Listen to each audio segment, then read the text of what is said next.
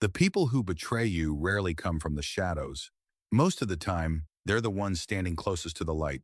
On a cold Tuesday morning in downtown Chicago, Claire Whitmore stood alone in a glass office, 48 floors above the city. The skyline stretched for miles beyond her window.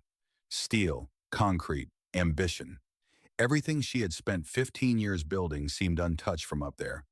But appearances had always been good at lying. Her phone buzzed again. Then again. Then again. 3 missed calls from board members. 2 messages from investors. 1 email marked urgent. Claire stared at the screen without opening it. Her reflection floated faintly in the glass. Perfect suit, perfect posture, perfect control. At least that was what everyone believed. Down below, traffic crawled through the morning rush. Tiny headlights moved through the gray streets like veins carrying blood through a restless city. Normally, Claire loved mornings. They felt honest. Before meetings, before negotiations, before people started pretending, today felt different. Something was wrong. She could feel it. The feeling started an hour earlier when her chief legal officer walked into her office carrying a tablet and a face she couldn't read. Within minutes, everything changed. Confidential acquisition documents had appeared in the hands of a competitor. Internal forecasts, financial projections, strategic plans, information that should have been locked behind multiple layers of security. Information only a handful of people could access. Nobody understood how it happened. Nobody had answers. The conference room had filled quickly. Executives talked over one another. Lawyers discussed exposure. Consultants blamed software vulnerabilities. Everyone had a theory. Nobody had proof. Claire sat at the head of the table listening to the noise. The words blended together until they sounded like static. Then she noticed something strange. One person wasn't talking. At the far end of the room stood Marcus Bennett. He wasn't part of the executive team. He wasn't a consultant. He wasn't even supposed to be in the meeting. As head of building security, he had been asked to review access logs, nothing more. Yet while everyone else rushed to explain what happened, Marcus simply listened, quietly, patiently. His dark eyes moved from face to face, watching, measuring, waiting. The room eventually fell silent. Claire looked toward him. "You've been quiet, Mr. Bennett." Several executives exchanged amused glances. One even smirked. Marcus lowered the folder in his hands. For a moment, he studied the table. Then he looked directly at Claire. His voice was calm, almost gentle. "Because I haven't seen a mistake yet." The room froze. Claire felt the shift immediately, not because of what he said, because of how he said it. No drama, no ego, no attempt to impress anyone, just certainty. One executive laughed softly. "You think somebody planned this?" Marcus didn't react. Outside the window, clouds drifted across the city. Inside, the silence grew heavier.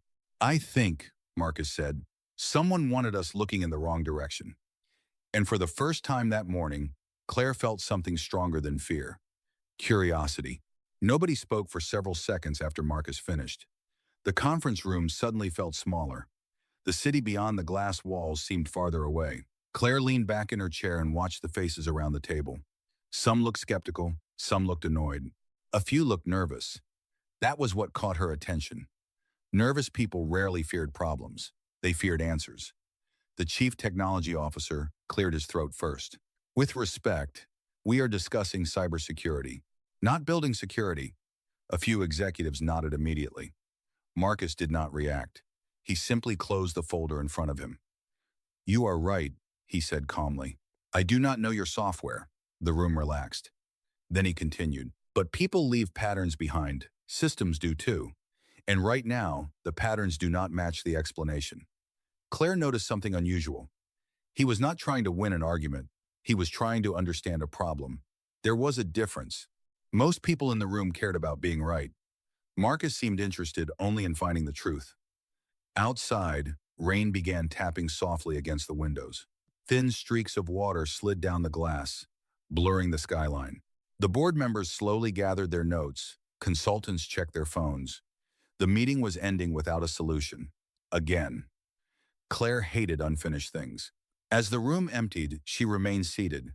Marcus turned toward the door. "Mr. Bennett." He stopped. "Yes, ma'am?" Claire hesitated. She was not used to following instincts. Successful companies were built on data, not feelings. Yet something about him refused to leave her mind. Stay a minute.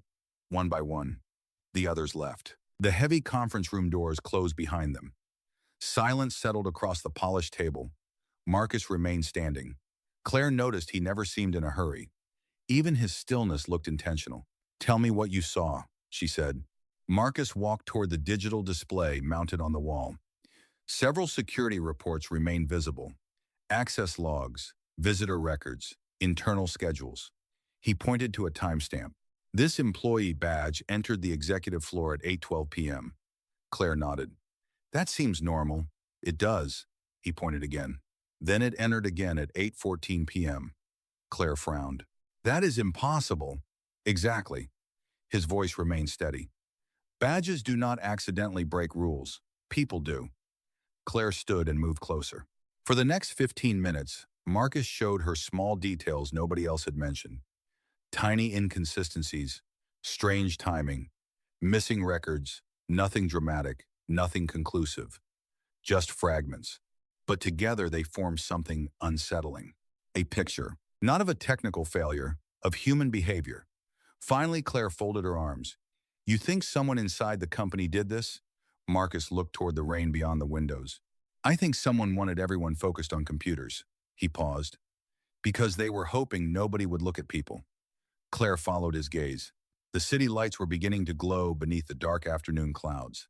For the first time all day, she felt as though the ground beneath her company had shifted. Not because she knew the answer, because she suddenly realized how many questions nobody had been asking. The rain continued into the evening. By 6 o'clock, most of the executive floor had emptied. Office lights flickered off one by one across the building, leaving long reflections stretched across the glass walls. Claire remained at her desk. A cold cup of coffee sat untouched beside her laptop. The reports in front of her refused to make sense. Numbers lined up. Explanations sounded reasonable. Yet the feeling remained. Something was hidden beneath the surface. Across the building, Marcus sat alone in the security operations room. Rows of monitors cast pale light across the dark space. Most people saw cameras. Marcus saw stories. Every hallway, every elevator, every door. Patterns lived inside routine, and when routine changed, it always left footprints behind. He leaned forward and replayed the previous week's access records again. The same names appeared, the same schedules repeated. Then something caught his attention. Not a person, a gap, 7 minutes. 7 missing minutes on a camera feed covering the executive records corridor. Marcus frowned. It was subtle, easy to overlook. Most people would never notice it. But the timestamp bothered him. He opened another file, then another. The missing 7 minutes appeared again. Not on the same day, not on the same camera. Always different locations. Always short enough to avoid attention. Always near sensitive areas. Marcus sat back slowly. Outside, thunder rolled somewhere over Lake Michigan. His eyes narrowed. Systems failed randomly. People repeated behavior. A knock interrupted his thoughts. He looked up. Claire stood in the doorway holding her coat. She looked tired, more tired than she allowed anyone to see. You are still here, she said. Marcus glanced at the clock. So are you? The corner of her mouth almost moved. Almost. She stepped inside. Tell me you found something. Marcus turned one monitor toward her. The screen displayed a series of timestamps. I found a question. Claire folded her arms. That does not sound encouraging. Questions are better than assumptions. He pointed at the screen. Someone erased 7 minutes from multiple security feeds. Claire stared at the data. Could that be a software issue? Marcus shook his head. Software creates random mistakes. This is organized. The room fell quiet. Claire looked at the rows of missing timestamps. 7 minutes, again and again, like someone carefully removing pieces from a puzzle. Why 7? She asked. Marcus looked at the screen. Because it was enough. Claire felt a chill she could not explain. Not fear, recognition. Whoever did this understood systems, understood people, understood how much could disappear before anyone noticed. Marcus opened another file. An employee access report. Hundreds of entries filled the screen. Then he highlighted a single name. Claire recognized it immediately. One of the company's senior managers. Respected, trusted, invisible in the way reliable people often became invisible. "What am I looking at?" she asked. Marcus remained quiet for a moment. "This employee entered the executive archive floor 4 times last month." Claire nodded. "That is part of his job. 3 visits were scheduled." He tapped the fourth entry. "One was not." Claire stared at the screen. "The unauthorized visit occurred exactly 23 minutes before one of the missing camera segments." Neither of them spoke. Rain traced slow paths down the windows behind them. Somewhere below, the city continued moving. Unaware, ordinary. But inside the security room, the first thread had finally appeared. And both of them knew what happened next. Once you pull a thread, you never know what will unravel. The next morning arrived wrapped in low clouds and cold winds sweeping off the lake. Claire stood at the window of her office long before sunrise painted color across the horizon. She had barely slept. The unauthorized access record remained on her mind. So did the missing 7 minutes. Somewhere inside her company, someone had been moving pieces without being seen. At 8 o'clock sharp, she made a decision. No committee, no consultants, no endless meetings. She called Marcus to her office. When he arrived, he carried the same calm expression he always seemed to wear. Claire gestured toward a chair. He remained standing. Somehow that did not surprise her anymore. "I want you to keep digging," she said. Marcus studied her for a moment. "You understand what that means?" "I do. Some people will not like it." Claire glanced toward the city below. "Some people already do not like it." A faint silence settled between them. Then she opened a secure folder on her desk and slid it across the surface. Access permissions, internal records, executive schedules, information normally restricted to only a handful of people. Marcus looked down at the folder, but did not touch it immediately. "You trust me with this?" Claire almost laughed at the question. Trust. The word felt strange lately. Expensive. Fragile. "No," she admitted honestly, "but I trust what you see." For the first time, something softened in Marcus's eyes. Not pride, not satisfaction. Understanding. He picked up the folder. "That is enough." Throughout the day, Marcus moved quietly through the building. He spoke to reception staff, reviewed visitor logs, studied maintenance requests. Most people never noticed him. That was often an advantage. People revealed themselves when they believed nobody was paying attention. By late afternoon, a pattern began emerging. Small inconsistencies, minor schedule changes. Conference rooms, booked but never used. Internal documents printed and discarded. Nothing dramatic. Nothing anyone would call evidence. Yet together they formed a picture. Meanwhile, Claire sat through meetings that felt increasingly unreal. Executives presented forecasts. Investors discussed growth targets. Everyone acted as though the company stood on solid ground. Only she knew how unstable everything suddenly felt. Shortly before 6 o'clock, her phone buzzed. A message from Marcus. 3 simple words. Found something strange. 10 minutes later, they met in a quiet records room rarely used by senior leadership. Rows of filing cabinets stretched beneath fluorescent lights. Marcus placed several reports on a table. "Look at the dates." Claire leaned closer. The reports came from different departments, different managers, different weeks. Yet each contained one common detail. The same approval signature appeared again and again. Ethan Cole. Claire stared at the name. Her chief financial officer. One of the most trusted people in the company. One of the first executives she had ever hired. "This cannot be right," she whispered. Marcus did not argue. He simply pointed toward another document. Then another. Then another. The pattern repeated every time. Ethan's name lingered near decisions connected to the missing records. Not proof, not yet, but enough to make the room suddenly feel colder. Claire looked down at the stack of papers. Outside the narrow records room window, daylight faded into evening. For years, she had believed trust was built through time. Yet standing there beside a man who barely knew her, she found herself questioning everything she thought she understood about the people closest to her. The following Saturday arrived bright and cold. Chicago wore the pale colors of early winter. Claire spent the morning reviewing reports she could barely concentrate on. Numbers filled the pages. Revenue projections. Market forecasts. Expansion plans.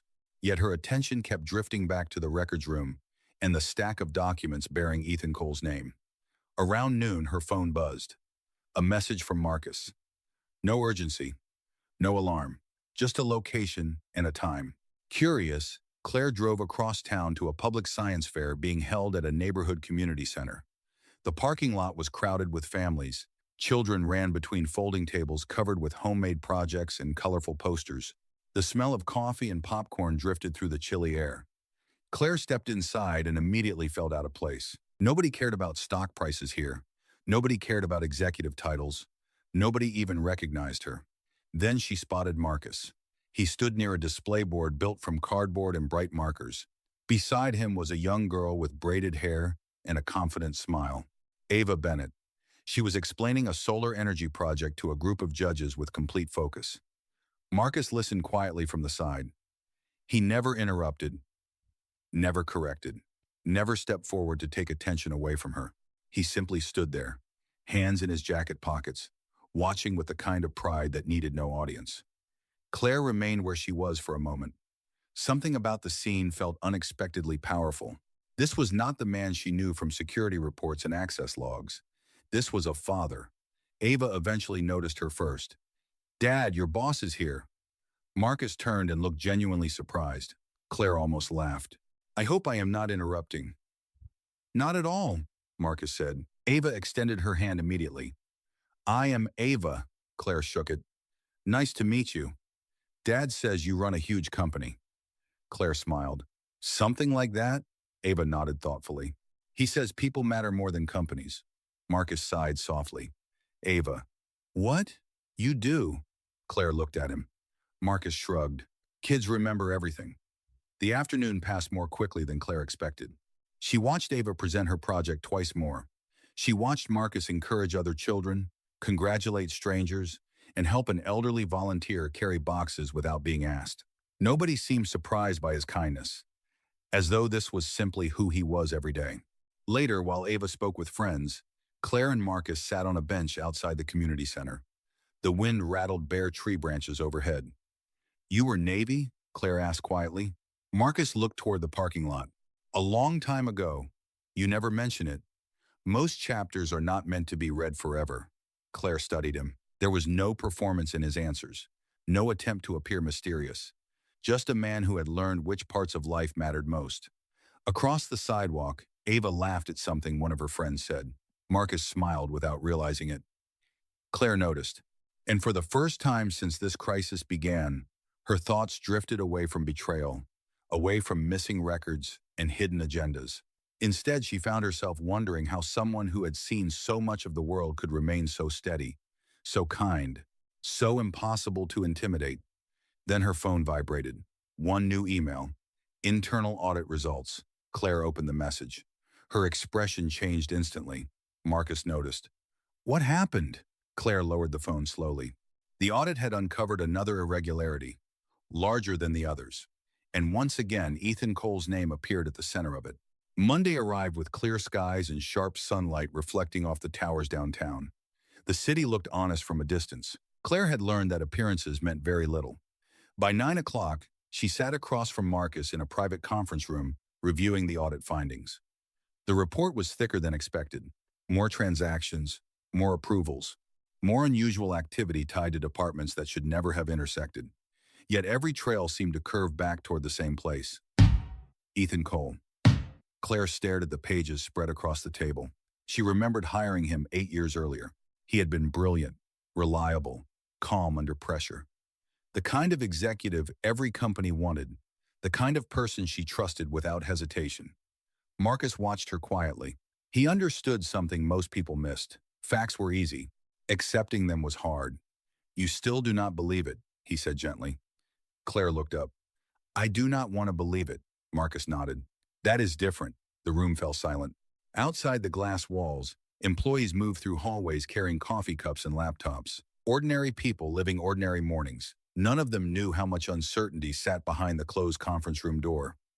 Marcus opened another file. This one contained communication records. Not emails, not messages, calendar activity, meeting requests, conference room reservations, the details most people ignored. "Look here," he said. Claire leaned closer. Several meetings involving Ethan had been scheduled and canceled within minutes. Others had been moved repeatedly between locations. On their own, the changes seemed harmless. Together, they created a pattern, a moving target, a way to avoid attention. Someone was creating confusion, Claire said. Marcus nodded. And confusion creates cover. They spent the next 3 hours following the trail. One document led to another. One decision connected to another. Gradually, the picture sharpened. A consultant approved by Ethan. A vendor recommended by Ethan. Financial reviews signed by Ethan. Nothing illegal, nothing obvious, just a long series of choices that always seemed to benefit the same outside competitor. Shortly after noon, Marcus found something neither of them expected. A forgotten storage archive, years of internal reports stored on an older server scheduled for retirement. Most employees did not even know it existed. Marcus searched quietly while Claire answered calls from board members. Then he stopped typing. Claire noticed immediately. "What is it?" Marcus turned the monitor toward her. A report filled the screen. 5 years old, buried deep inside company records. Claire read the first paragraph, then the second. Her expression slowly changed. Ethan's name appeared again, not connected to the current situation, connected to an earlier investigation that had quietly disappeared before reaching leadership. A warning nobody followed, a concern nobody pursued. Claire felt her stomach tighten. How did this get ignored? Marcus looked at the date. Maybe nobody wanted to see it. The answer lingered between them. Hours later, as evening shadows stretched across the office floor, Claire stood alone by the window. The city lights slowly awakened below. Behind her, Marcus gathered papers into neat stacks. Neither spoke for a while. Finally, Claire broke the silence. If this is true, then he has been hiding it for years. Marcus looked toward the skyline. The hardest secrets to find are the ones people stop looking for. Claire closed her eyes briefly. Somewhere inside the growing pile of evidence lay the final answer. And with every new discovery, one possibility became harder to escape. The person she trusted most might have been the person misleading her all along. The board meeting began at 8:30 the next morning. Sunlight poured through the floor-to-ceiling windows, washing the polished conference table in pale gold. 20 executives filled the room. Laptops open, coffee steamed. Conversation stayed quiet, yet beneath the surface, tension moved like an unseen current. Claire sat at the head of the table reviewing a folder that suddenly felt heavier than paper should. Across the room, Ethan Cole appeared exactly as he always had. Immaculate suit, relaxed posture, calm smile. The picture of confidence.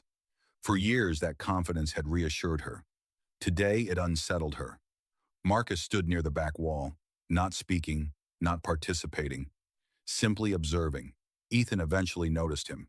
"Security attending executive strategy sessions now?" The comment drew a few polite laughs. Marcus did not respond. Claire closed the folder in front of her. The sound echoed softly through the room. Conversation stopped. Every eye turned toward her. "Before we begin," she said, "there are several issues that need clarification." Ethan leaned back comfortably. "Of course." Claire opened the folder again. One document after another appeared on the screen behind her. Financial approvals, internal reports, scheduling records, audit findings. The room grew quieter with every page. Ethan's expression changed almost imperceptibly. Not panic, calculation. "These records suggest unusual activity connected to several confidential projects," Claire said. Ethan folded his hands.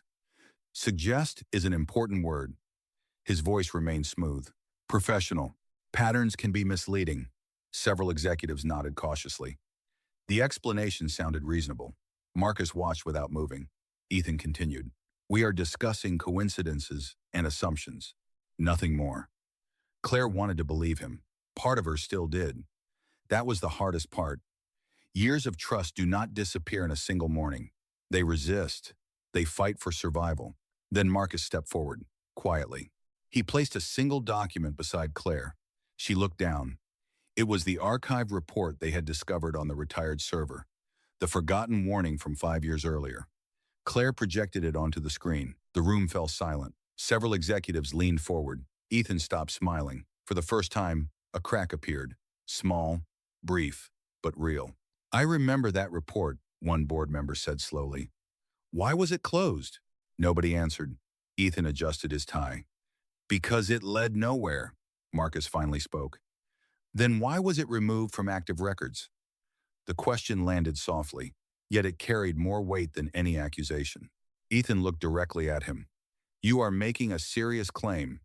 "No," Marcus replied. "I am asking a serious question." Silence returned. Long. Uncomfortable. Claire felt it too.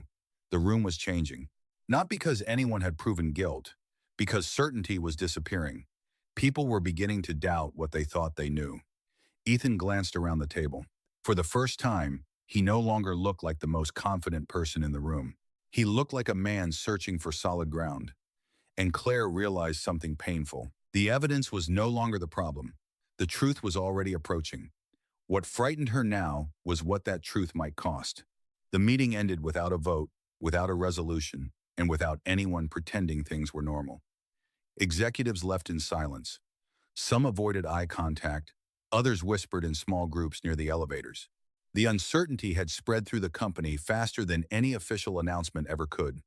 Claire remained alone in the conference room long after everyone else was gone. The city stretched beyond the glass, bright and distant beneath a pale afternoon sky. She stared at her reflection in the window. For years, she had believed leadership meant having answers. Lately, it felt more like learning which questions hurt the most. A soft knock interrupted her thoughts. Marcus stepped inside carrying a thin folder. "I think we found it," he said. Claire turned slowly. Something in his voice told her this was different. Marcus placed the folder on the table. Inside was a timeline assembled from weeks of records, archived reports, access logs, financial approvals, and communication histories. Individually, none of it had been enough. Together, it formed a complete picture, Claire read quietly. Every page removed another doubt. Every detail connected another missing piece. The competitor had received information before key negotiations. Internal projects had been redirected. Financial decisions had quietly benefited outside interests. The pattern stretched back years, not months, years. Claire closed the folder. Her hands remained still.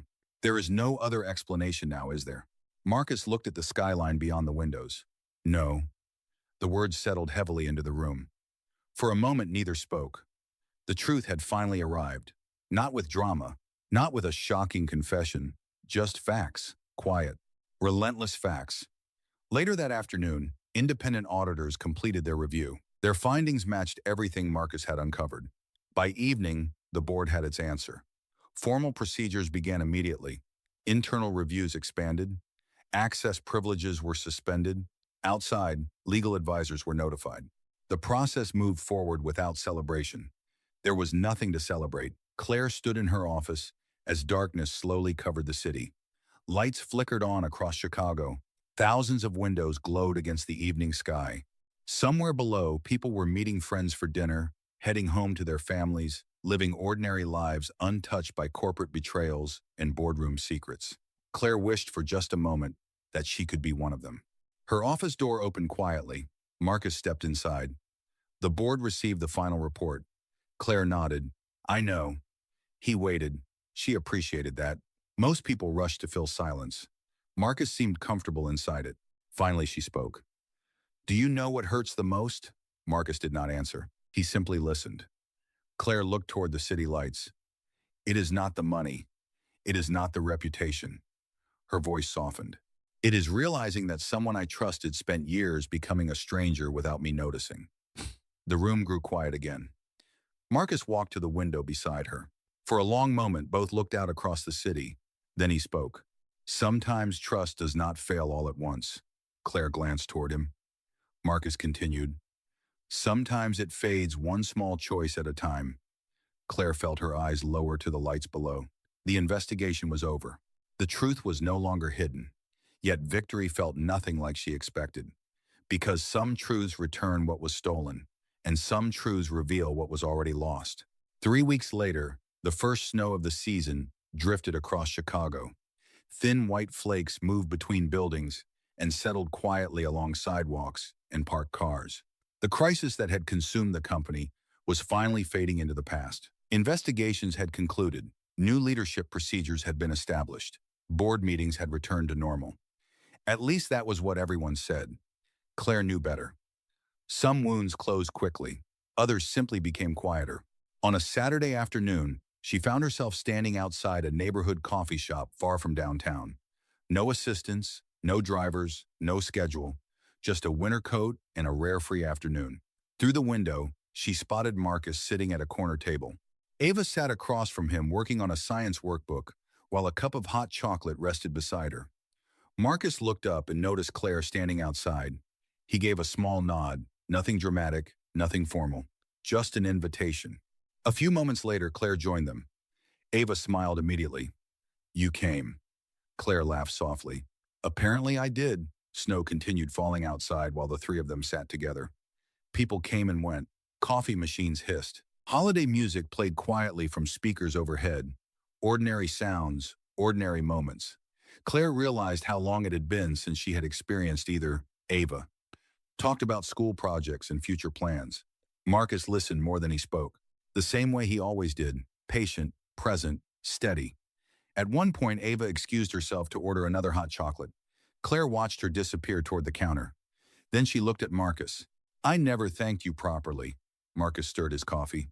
"You already did." "No." Claire shook her head. "I thanked you for helping the company." She paused. "That is not what I mean." Marcus waited. Claire glanced toward the snow-covered street outside. "You helped me see things differently." The silence that followed felt comfortable, not empty, just honest. Finally, Marcus spoke. "Most people think trust means never being disappointed." Claire looked at him. "What do you think it means?" Marcus watched the snow fall beyond the glass. "Trust means being disappointed sometimes and choosing not to let it make you bitter."